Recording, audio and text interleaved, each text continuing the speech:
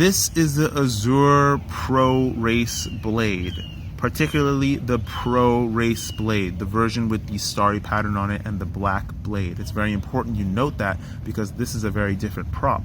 And I'm making this update because I did not do this prop justice when I first reviewed it. I kind of did a blind test. I didn't do any research, didn't talk to anybody about it. I just flew it on my acro setup and I gave my opinion in my review of it, of what I felt. And I tried the twin blade version and the tri-blade version. I wasn't necessarily impressed with the tri-blade. I mean, it was not a bad prop. It's a pretty good prop. It's a nice alternative to a 5x4x3.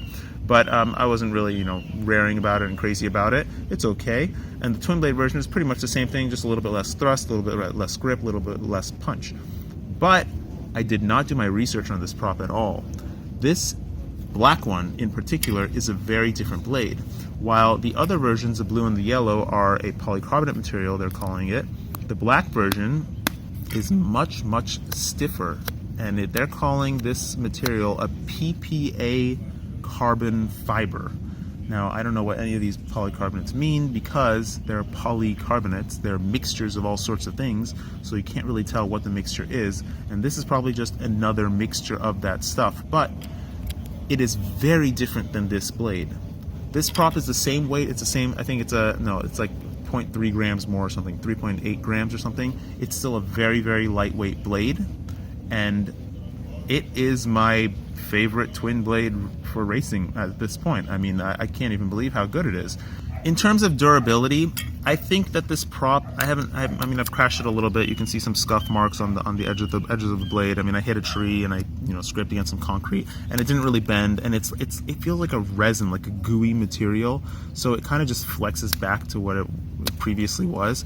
I think that it would take a similar amount of damage as the Cyclone blade. The root of the prop is super duper strong. I think if you cracked against the gate hard, you would probably crack the blade because it's so stiff.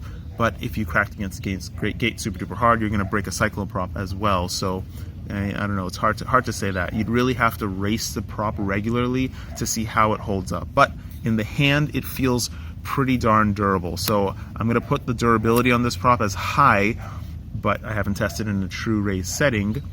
For racing, you do need extremely durable props, and this is right up there with the Cyclone. In terms of grip, this prop performs like a tri-blade. In terms of punch, it performs more like a twin blade, but a lot more punch than most other twin blades. In the amps department, this prop is really, really efficient, and it's not the slowest prop. It's not the fastest prop, but it's not the slowest prop. And you should note that too, because when we're racing, we're used to just hitting max throttle and just holding it there, going to the next gate.